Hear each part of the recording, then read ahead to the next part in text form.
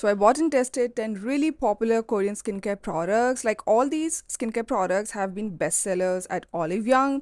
And to those of you who don't know, Olive Young is like the Nike of India or the Sephora of USA. So anything that's like consistently best-selling at Olive Young is considered very good and very popular and very loved. But honestly, I'm not impressed by these skincare products, and I'll start the video with my review on some really popular Korean serums. So, this first serum is the Bring Green Zinc Tekka Blemish Serum, and it has this very watery texture, very lightweight, but if you end up applying a lot, it can feel weirdly sticky for 5-10 minutes. Mainly contains combination of three types of active ingredients like various extracts of the tea tree oil, centella, and its bioactive derivative and zinc. And the combination of all these ingredients is like a killer to treat acne. But this serum did not suit my skin. Like whenever I tried to use it on my face, it would make my skin irritated, red. So I almost gave up on it, but I was like, wait, let me try using it once as a spot treatment, and it worked. At the last step of my skincare routine, or maybe at the serum step, I would just apply it on my active acne. With just 3 days of using it, my acne were like gone. Like I'm talking about small, medium size acne. For very stubborn cystic acne, I'm pretty sure it's gonna take a lot more time than this. So I feel this is a great serum for acne prone skin, especially if your skin type is like combination or oily. But if you happen to have very dry skin, damaged, dehydrated, or skin that's like particularly sensitive to tea tree extract, you might want to stay away from it. It most probably will not work for you.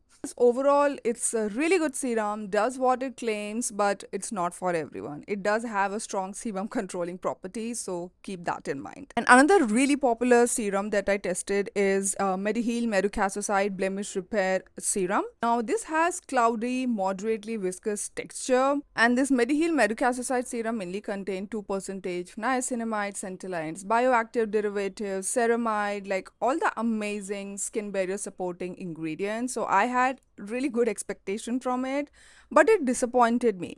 Like I used it consistently for more than a month, but I did not notice any difference on my skin. And also when my skin was like irritated, red, breaking out, I did not see it working on my skin. It did not even like calm down my skin. It did not reduce any redness on my skin. I think I've used more than half of it, so I don't get the hype around it. Like let me know if you have used it, if you liked it or not, because I don't know, lately so many popular skincare products have been very disappointing. I don't know if something has changed with my skin or these brands are just over claiming things about their product. So I will not really recommend this serum to anyone, but if you still want to use it, get it only if you have normal dry to little combination skin. Oily skin might want to skip it, especially during this hot humid weather, because it can feel sticky. And also if you have skin which is sensitive to essential oil, you again want to skip it. Personally, not my favorite.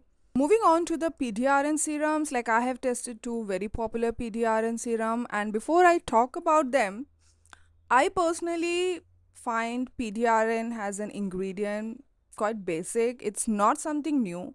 We already have skincare products that heal, hydrate, calm, and repair skin. Like, I have not personally tried injectable PDRN, but all these skincare products, I feel they're not doing something new for your skin. Let me still share whatever I have experienced with the two popular PDRN serums that I've used. So this first one is the Medicube PDRN Pink Peptide Serum. Now this one has very lotiony, creamy like texture. Consider this as the peptide rich serum with 1% PDRN.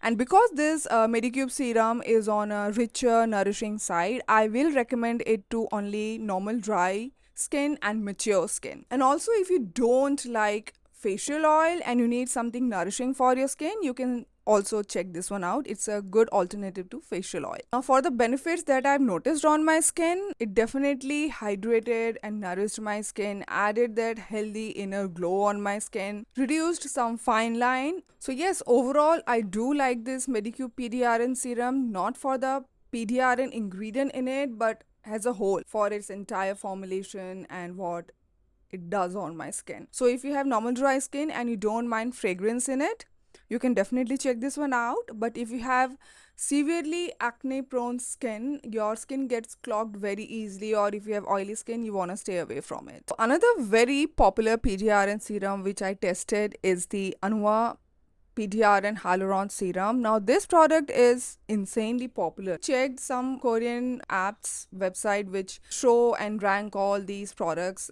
based on how popular they are back in Korea, and this is always there in top 5. Like, I was skeptical about it because I have read only mixed opinion around it. So this one has very watery, lightweight texture. It almost feels like a water on your skin. I expected it to at least hydrate my skin because along with 0.01% PDRN in it, it does contain 8 different types of hyaluronic acid. And I'm like, where is all this hyaluronic acid, all the hydration going? Any random affordable hydrating serum is gonna be more hydrating than this thing. It's also like so costly and popular. Like the popularity of it just pisses me off. I don't know why. So I'm like, if it's not working in this hot, humid weather, it's never gonna work on my skin. So I stopped using it. Now, if you have oily skin and you're dying to, like, try a PDRN product on your skin, only then buy. But if I were you with oily skin, I would have skipped and saved my money. And normal dry skin, like, don't even bother trying it out. It's gonna be like completely useless. Any of you, if you have tried this and if you have experienced otherwise, do share your opinion in the comment section below because it's not making sense to me. Like the product that's been popular for nearly a year, it's been a bestseller at Olive Young and at so many product ranking website. Why it's not doing even the basic work of hydrating my skin? So it failed miserably on all its claim on my skin. If you have oily and combination skin and you need a very lightweight hydrating serum, something which is also gonna be very calming on your skin, you all can definitely check out this Torridon Dive In Serum. Like this serum, along with 5 different types of hyaluronic acid, does contain centella to soothe the skin. And, if you have normal dry skin with severe dehydration, damaged skin barrier, skip on it because it's way too lightweight for you. It's not gonna work on your skin. I definitely find it much better than the Anua PDRN serum. It's more hydrating and soothing on the skin and is better value for money compared to like Anua PDRN serum. So oily skin, definitely check it out. The only problem which I have with this product is brand should not push this product to normal dry skin or very damaged dehydrated skin because it does not work. Like this is my second bottle, not first bottle. I finished a whole bottle of it last year. I'm not a big fan of this one for my dry skin. I am now using a second bottle because by mistake last year I ordered 2 bottles of it. D'Alba's first spray serum is a very interesting product and there is a lot of misinformation about it on internet.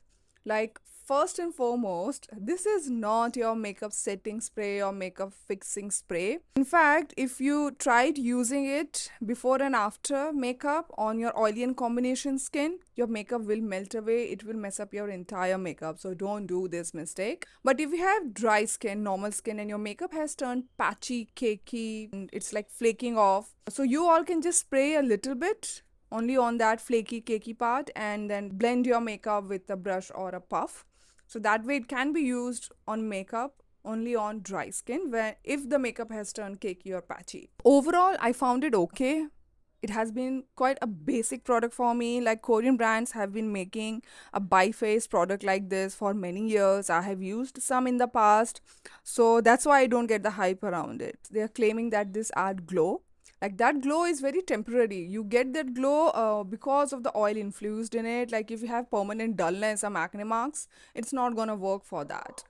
Like from last 2 3 years, Korean brands have been making bizarre claim about their products and pushing them to everyone out there. Like Korean brands never used to work like this few years back. I don't know what went wrong with them.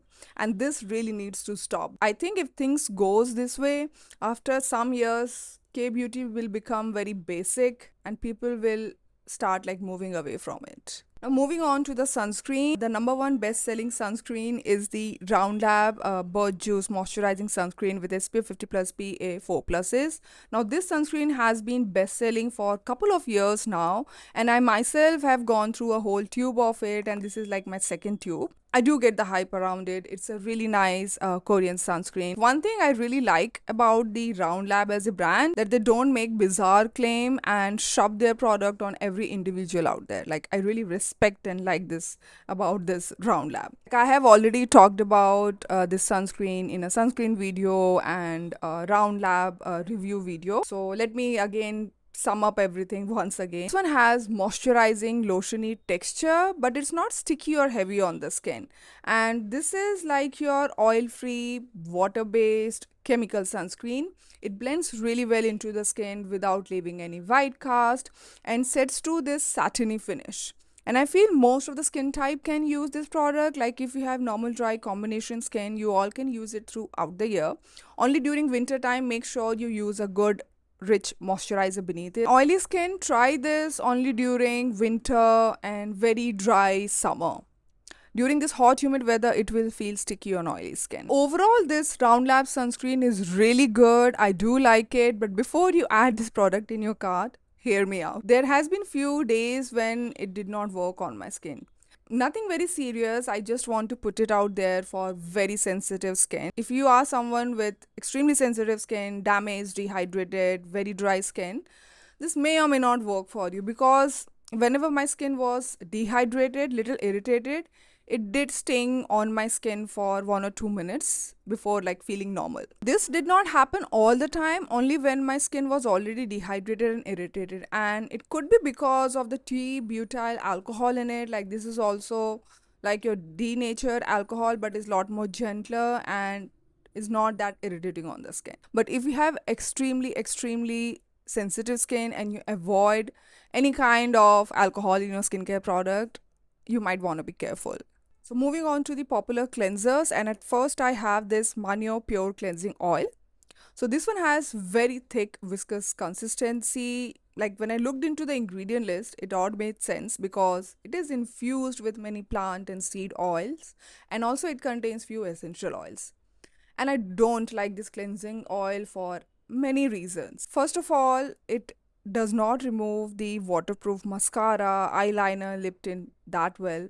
It fails on a waterproof point makeup. It does not emulsify that well, hence it leaves this sticky oily residue on the skin, which I'm sure not many of you must be a fan of. And also it gave me acne just with very few usage. I think I used it 2-3 times at max and I had to stop. I had acne all over my face. Now this could be because of its rich texture, but I have used other richer cleansing oil. They have worked quite well. So it does contain sake, which is a fermented ingredient to which my skin is sensitive to. So I think that's the main reason why I couldn't use it. I will not recommend this oil cleanser to anyone, especially if you have oily skin or skin that's get clogged very easily from heavy products. You absolutely want to stay away from it. But if anyone out there is still interested, try out the mini of it. Don't go and buy the full size. Most probably you will end up wasting your money and also your skin. So not my favorite. I don't get the hype around it. Be Plain Greenful pH Balanced Cleansing Foam, and this is another product which has been very popular in Korea for many years. One of the bestseller at Olive Young. I have seen it all the time in top 10, top 5 on other product ranking apps. This face wash is also like my personal favorite. Only problem with this product is it's not easily available. Like few years back, Limes used to stock it up on their website, and then they decided to discontinue this brand on their website. I don't know why. This face wash has this smooth, creamy texture with real mung bean powder in it. The mung bean powder in it is not abrasive. Most of you won't even feel it. I love this face wash because it cleanses my skin really nicely without leaving soapy residue, without stripping away the moisture from my skin.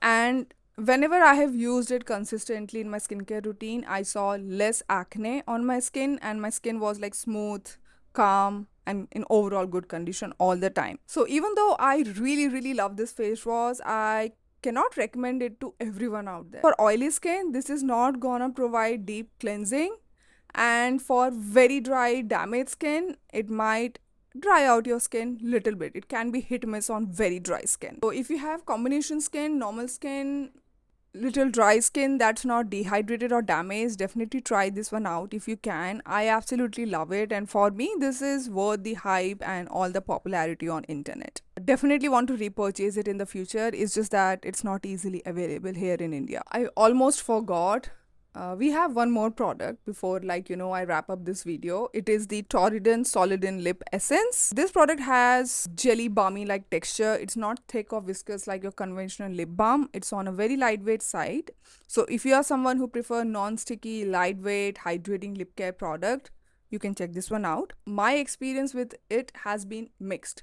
Like during monsoon or whenever my lips are not super dry or chapped, it works really well. But during winter or whenever my lips are like super cracked and chapped, it doesn't really work. If you have used it, do share your experience in the comment section below.